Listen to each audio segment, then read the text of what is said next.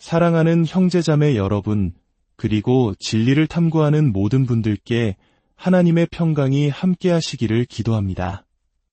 오늘 우리가 함께 나눌 이야기는 어쩌면 우리 신앙의 여정에서 가장 근본적이면서도 가장 자주 혼란을 겪는 주제일지 모릅니다. 바로 율법과 은혜에 관한 이야기입니다. 이 두 단어의 깊은 의미와 그 관계를 명확히 이해할 때 비로소 우리는 참된 신앙의 자유와 기쁨을 누릴 수 있습니다. 오늘 이 깊은 성찰의 여정을 시작하기에 앞서 만약 이 말씀이 여러분의 마음에 울림을 준다면 하나님의 은혜를 나누는 마음으로 이 영상을 공유해 주십시오. 또한 저희 채널을 구독하시면 이처럼 귀한 깨달음의 시간을 놓치지 않으실 수 있습니다.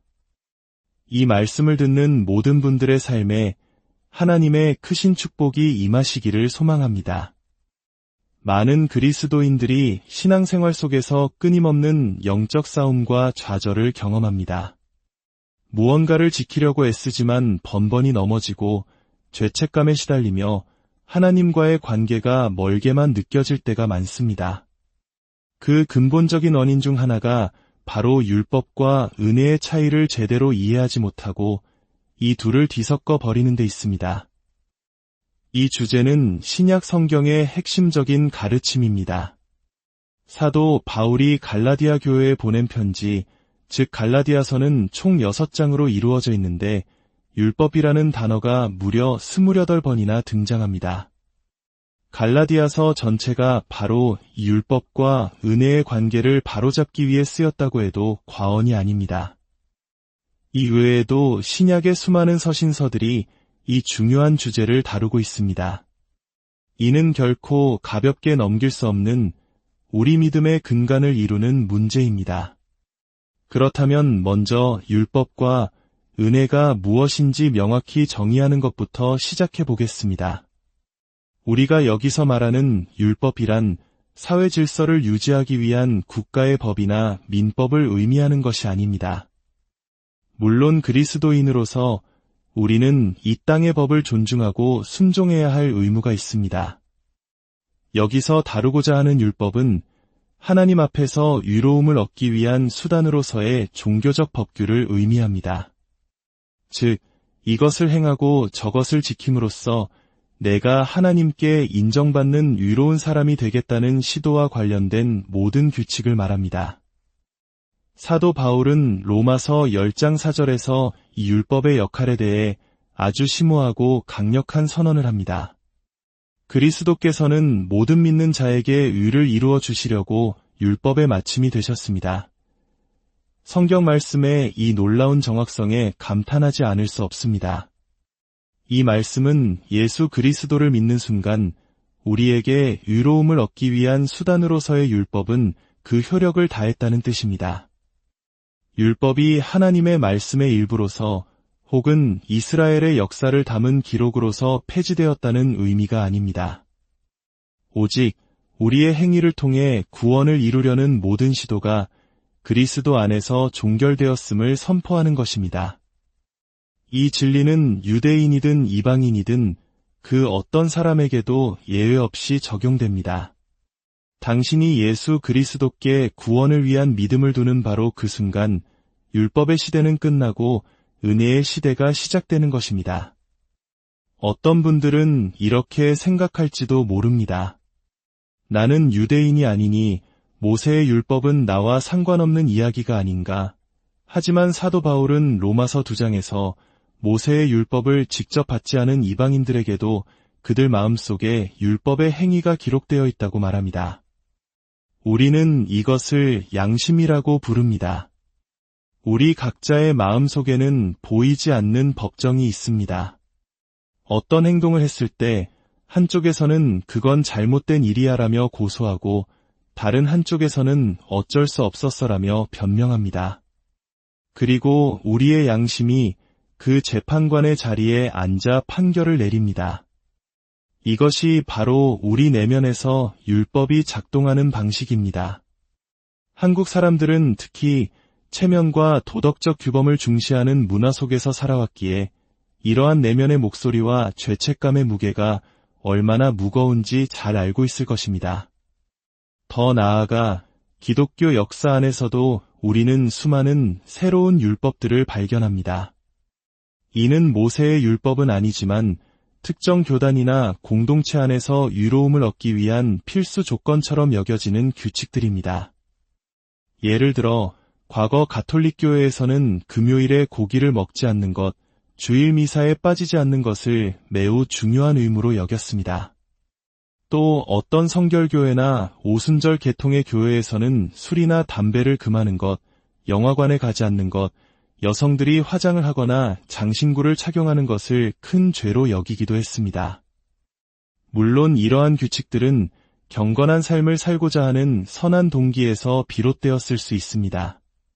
하지만 문제는 이러한 행위들이 하나님의 은혜를 대신하여 구원과 의로움의 조건이 될 때 발생합니다.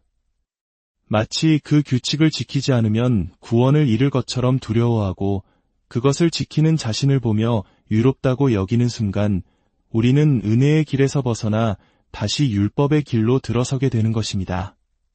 그렇다면 은혜란 무엇일까요?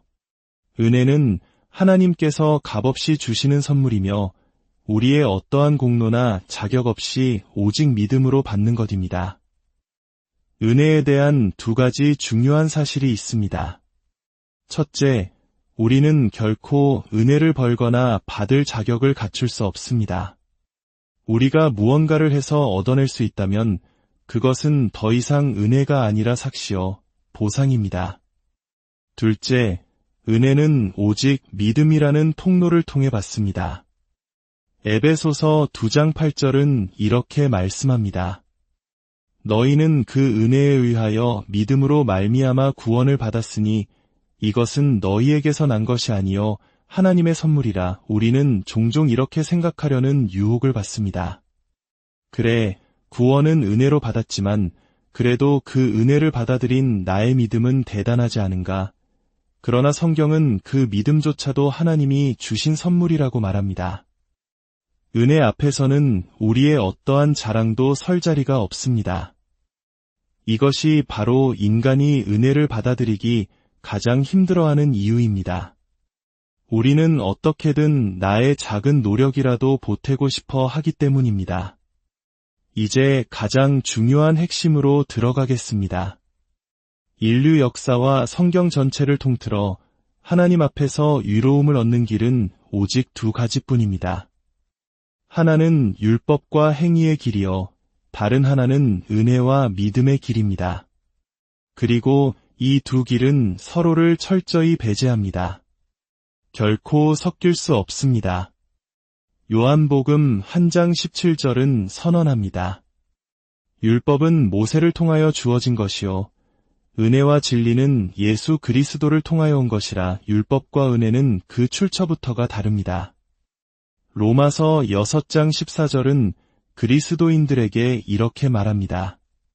제가 너희를 주장하지 못하리니 이는 너희가 율법 아래에 있지 아니하고 은혜 아래에 있음이라. 보십시오. 율법 아래가 아니라 은혜 아래라고 분명히 구분합니다. 만약 당신이 은혜 아래 있다면 더 이상 율법 아래 있지 않습니다. 놀라운 사실은 우리가 은혜 아래 있을 때 비로소 죄의 지배로부터 벗어날 수 있다는 것입니다. 반대로 말하면 우리가 율법 아래 머물러 있는 한 죄는 필연적으로 우리를 지배하게 됩니다. 많은 사람들이 은혜를 더 좋은 길이긴 하지만 너무 어려우면 율법의 방식으로 시도해도 어느 정도 비슷한 결과를 얻을 수 있을 것이라 착각합니다. 이것은 완전히 잘못된 생각입니다. 율법과 은혜는 정반대의 결과를 낳습니다.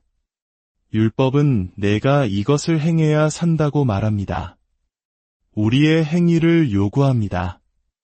반면 은혜는 다른 누군가가 너를 위해 모든 것을 다 이루었다고 말합니다. 그리스도의 행위를 가리킵니다. 이 두 가지 종교의 원형은 인류 역사의 가장 첫 장, 바로 창세기 4장의 가인과 아벨의 이야기에서 극명하게 드러납니다. 타락 이후 인류의 첫 기록은 바로 예배 즉 종교에 관한 것이었습니다. 농부였던 가인은 땅의 소산으로, 즉 자신이 땀 흘려 일군 노력의 결실을 하나님께 제물로 가져왔습니다. 반면 양을 치던 아벨은 양의 첫 새끼와 그 기름으로 제사를 드렸습니다. 이는 생명의 죽음과 피 흘림이 있는 희생 제물이었습니다. 하나님께서는 아벨과 그의 제물은 받으셨지만 가인과 그의 제물은 받지 않으셨습니다. 히브리서 11장 4절은 그 이유를 명확히 설명합니다. 믿음으로 아벨은 가인보다 더 나은 제사를 하나님께 드림으로 의로운 자라 하시는 증거를 얻었으니 아벨의 제사는 믿음에 근거한 것이었습니다. 믿음은 하나님의 말씀을 들음에서 나옵니다. 즉, 아벨은 죄를 속하기 위해서는 희생 제물이 필요하다는 하나님의 계시를 믿고 순종한 것입니다. 그는 자신의 죄를 인정하고 자신을 대신할 속죄 제물의 필요성을 고백했습니다. 그의 제물은 장차 오실 예수 그리스도, 세상 죄를 지고 가는 하나님의 어린 양을 예표하는 것이었습니다.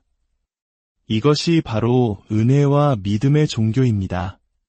반면 가인의 제사에는 믿음이 없었습니다. 피 흘림이 없었습니다. 그는 하나님의 방법을 거부하고 저주받은 땅에서 난 자신의 노력의 산물을 가지고 나아갔습니다. 그는 자신의 행위로 하나님께 인정받으려 했습니다. 이것이 바로 율법과 행위의 종교입니다. 이 두 길의 결과는 어떠했습니까? 자신의 종교가 거부당하자 가인은 분노에 휩싸여 동생 아벨을 돌로 쳐 죽였습니다. 인류 최초의 살인은 바로 종교적 갈등에서 비롯되었습니다. 은혜의 종교는 최초의 순교자를 낳았습니다. 율법의 종교는 최초의 살인자를 낳았습니다. 이 이야기는 단순히 먼 옛날의 비극으로 끝나지 않습니다. 이 두 영적 흐름은 인류 역사를 관통하며 오늘날 우리에게까지 이어지고 있습니다. 예수님 당시 바리새인들과 종교 지도자들은 누구의 길을 따랐을까요? 그들은 철저히 율법을 지키는 행위로 자신의 의를 쌓으려 했던 가인의 후예들이었습니다. 그리고 그들은 결국 의로우신 하나님의 아들 예수 그리스도를 십자가에 못 박는 살인자가 되었습니다. 성경의 마지막 책인 요한계시록은 마지막 때의 이 두 흐름이 각각 어린 양의 신부와 음녀 바벨론이라는 두 모습으로 나타날 것을 예언합니다. 신부는 그리스도의 피로 정결하게 된 성도들의 모임, 즉 은혜의 종교가 맺는 열매입니다. 반면 음녀 바벨론은 온갖 화려한 의식과 인간의 업적으로 치장했지만 그 속에는 성도들의 피가 가득한 가인의 종교가 도달할 궁극적인 모습입니다. 사랑하는 여러분, 오늘 우리는 우리 자신에게 물어야 합니다. 나는 지금 어떤 길을 걷고 있습니까? 나의 신앙은 나의 노력과 선행, 종교적 의무를 통해 하나님께 무언가를 증명해 보이려는 가인의 길입니까?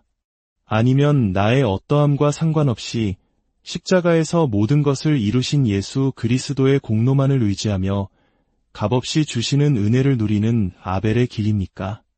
율법의 굴레에서 벗어나십시오. 더 이상 자신의 행위로 하나님을 만족시키려는 헛된 수고를 멈추십시오. 그리스도께서 이미 당신을 위해 모든 것을 다 이루셨습니다. 그 사실을 믿음으로 받아들일 때 우리는 죄의 속박에서 벗어나 참된 자유를 누리며 기쁨과 감사로 하나님을 섬기는 삶을 살게 될 것입니다.